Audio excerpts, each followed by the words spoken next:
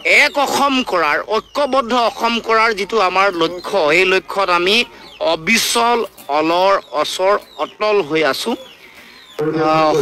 যিসকল মহান বীৰ শ্বহীদ আছে স্বদেশ স্বজাতিৰ সুৰক্ষিত ভৱিষ্যতৰ কাৰণে যিসকলে জীৱনৰ সৰ্বোচ্চ ত্যাগ কৰিলে সেইসকলৰ প্ৰতি সশ্ৰদ্ধ প্ৰণিপাত জনাইছে এই শুভক্ষণত আৰু আমি দলটো জন্মৰ সময়ত যিসকলে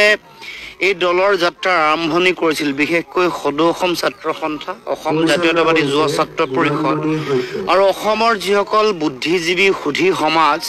সেইসকলৰ প্ৰতিও আমি শ্ৰদ্ধা নিবেদন কৰিছোঁ আজি শুভক্ষণত তৃতীয় বাৰ্ষিক প্ৰতিষ্ঠা দিৱসৰ এই ক্ষণত আমাৰ স্পষ্ট বাৰ্তা অসমৰ প্ৰতিটো জাতি জনগোষ্ঠী ভাষা ভাষী ধৰ্মাৱলম্বী লোকক একত্ৰিত কৰি আমি এক অসম ঐক্যবদ্ধ অসমৰ যিটো দৰ্শন বা চিন্তা সেই চিন্তাৰে আমি আগবাঢ়িব কৈছোঁ সাম্প্ৰদায়িকতা বিভাজন ঘৃণা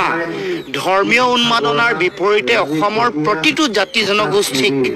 তেওঁলোকৰ স্বাভিমান সকলোকে যাতে আমি দিব পাৰোঁ প্ৰতিটো জাতি জনগোষ্ঠী তেওঁলোকৰ ভাষা কৃষ্টি সংস্কৃতি ৰক্ষা কৰাৰ ৰাজনৈতিক সংগ্ৰামৰ যিটো পৰিৱেশ সেই পৰিৱেশ যাতে আমি দিব পাৰোঁ সেই লক্ষ্য লৈ আমি আমাৰ ৰাজনৈতিক যাত্ৰা আৰম্ভ কৰিছোঁ ৩টা বছৰ বৰ দীঘলীয়া সময় নহয় কিন্তু যথেষ্ট প্ৰত্যাহ্বানপূৰ্ণ এফালে সাম্প্ৰদায়িকতা বিভাজন এফালে বিভিন্ন ধৰণৰ অৰ্থ সৰ্বোচ্চ ৰাজনীতিৰ প্ৰয়োগ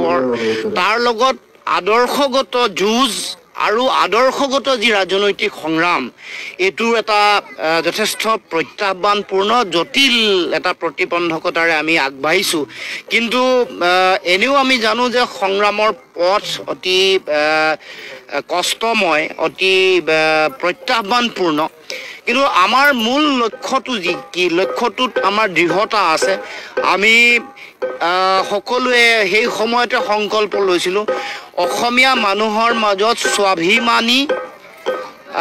আপোচবিহীন জাতীয়তাবাদৰ বৰ ভেটি যাতে আমি তৈয়াৰ কৰিব পাৰোঁ গঢ়ি তুলিব পাৰোঁ ৰাজনৈতিক সংগ্ৰামৰ যিটো যাত্ৰা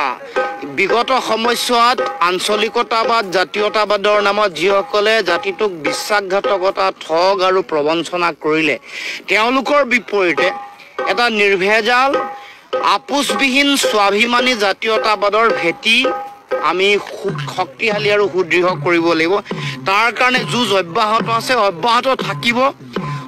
এই গোটেই সংগ্ৰামৰ সময়ত আমি দেখিছোঁ যে বহুতে আপোচ কৰিছে বিশ্বাসঘাতকতা প্ৰতাৰণা কৰিছে ঠগিছে দালালি কৰিছে বিভিন্ন ব্যক্তি আছে বিভিন্ন দল সংগঠনৰ নেতা কৰ্মকৰ্তা আছে শিল্পী আছে সাহিত্যিক আছে চৰকাৰৰ ঘৰত গৈ বুজাবুজি কৰি সমগ্ৰ সংগ্ৰামখনক বিপথে পৰিচালিত কৰিবলৈ উঠি পৰি লগা মানুহো আমি দেখিছোঁ কিন্তু আমি এই মুহূৰ্তত আমি ক'ব খুজিছোঁ আমি দৃঢ়তাৰে আগবাঢ়িছোঁ অকণমান সংগ্ৰাম হয়তো দীঘলীয়া হ'ব পাৰে যুঁজত প্ৰত্যাহ্বান থাকিব পাৰে কিন্তু আমি দৃঢ়তাটো পুনৰ অসমৰ ৰাইজলৈ আমি পুনৰবাৰ মত পোষণ কৰিছোঁ অসমৰ মাটিত ৰাজনৈতিক অধিকাৰ সুৰক্ষিত হ'ব লাগিবই আমাৰ মাটি ভেটি আমাৰ কৃষ্টি সংস্কৃতি সুৰক্ষিত হ'ব লাগিব সম্পদৰ ওপৰত অধিকাৰ নিয়ন্ত্ৰণ হ'ব লাগিব আমাৰ জাতি জনগোষ্ঠীসমূহৰ তেওঁলোকৰ যি অধিকাৰ আছে সেই অধিকাৰো আমি সুৰক্ষিত কৰিব লাগিব অসমত বসবাস কৰা বহু দিনৰ পৰা থকা বিভিন্ন জাতি জনগোষ্ঠী হিন্দু মুছলমান শিখ জৈন পাৰ্চী সকলোকে একত্ৰিত কৰি এক অসম কৰাৰ ঐক্যবদ্ধ অসম কৰাৰ যিটো আমাৰ লক্ষ্য এই লক্ষ্যত আমি অবিচল অলৰ অচৰ অটল হৈ আছোঁ জাতীয়তাবাদী চিন্তাৰ আগৰ যিসকল ব্যক্তি আছিল কোনোবাই হয়তো বেলেগ দল সংগঠনত থাকি এতিয়া লুইনজ্যোতিদেৱৰ কথাকেইটা যদি ভাল লাগিলে আপোনালোকে নিশ্চয় লাইক কমেণ্ট আৰু শ্বেয়াৰ কৰিব বুলি আশা ৰাখিলোঁ আৰু লুইনজ্যোতিৰ দৰে আমি আগবঢ়াই নিবলৈ আচলতে আগ্ৰহী হ'ব লাগে সেয়েহে লুইনজ্যোতিদেৱৰ দৰে আৰু অখিল গগৈ দেৱৰ দৰে নিস্বাৰ্থ ব্যক্তিক আমি ভোট দি জয়যুক্ত কৰিবলৈ সঁচাকৈ কুণ্ঠাবোধ কৰিব নালাগে আপোনালোকক মই শেষত ইয়াকে কৈ মোৰ ভিডিঅ'টো